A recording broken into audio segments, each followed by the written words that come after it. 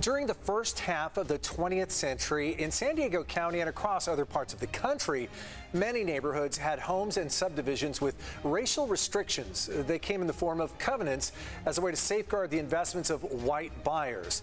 Inewsource partnered with NPR in reporting this story and looked closely into how those covenants affected buyers here in San Diego County. Inewsource editor Mary Plummer joins us with what they found out. Thank you, as always, for joining us, Mary.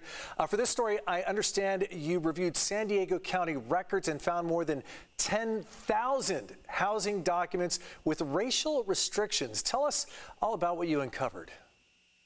That's right, Carlo. Our reporter Roxana Papascu found housing deeds that excluded people of color and others from purchasing or renting homes. She found this by combing through San Diego County Recorder Office records. That number 10,000 that you mentioned was pretty startling to us as well. Most of the documents were from the 1930s and 1940s, but some of them more recent. One document was from as recently as 1969. These covenants are language on real estate deeds that set certain conditions for the purchase. In the case of these racial covenants that we're speaking about, these clauses forbade people of certain ethnicities, races, or religions from buying or leasing property. And how extensive are these covenants in San Diego County? They were all over the place, as we discovered, from San Isidro as far north as Vista, Sunset Cliffs, all the way over to near Julian. These restrictions were sometimes tied to a single lot and sometimes to parcels and large pieces of land. One example that we uncovered covered around 200 acres in Vista. And even though they were scattered all across the region on thousands of properties that we found, we should also note that not every property had them. You certainly could live in San Diego back in the 30s and 40s and not have a covenant.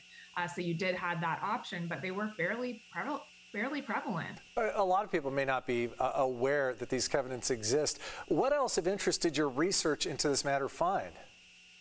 So we spoke with homeowners about this issue, and folks were interested in learning about this. We talked with Mary Jo Wiggins, who is a professor of law at the University of San Diego. She's been studying these covenants.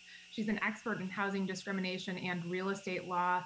I believe we have a clip here from her. Here's what she told us about it. It seems like there's interest is really picking up. That's causing people to go back and look at their deeds and see, oh, could there be such a deed on my property? And many people are quite surprised, both white homeowners and homeowners of color, to find this legacy in their own deeds, their own property deeds. So for people that are just learning about this, is there a way for them to find out if the homes they live in, the homes they purchased, have covenants? Well, Carlo, it's interesting. There's a new California law that was signed just earlier this year that aims to make it easier to discover these covenants. Right now, people might have a restrictive covenant and not even know it. Starting next year, real estate agents and others will have to disclose those covenants, and county recorders will be required to establish a program that will help identify these covenants. So that's, one step that's taking place. I should also note that up on our website, inewsource.org, we've created a step-by-step guide if you're interested in seeing if your home may have one of these. That guide to look up racial covenants in San Diego County is at our website. Again, the website is inewsource.org.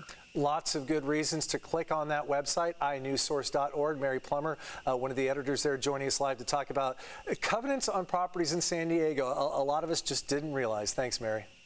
Thank you, Carlo.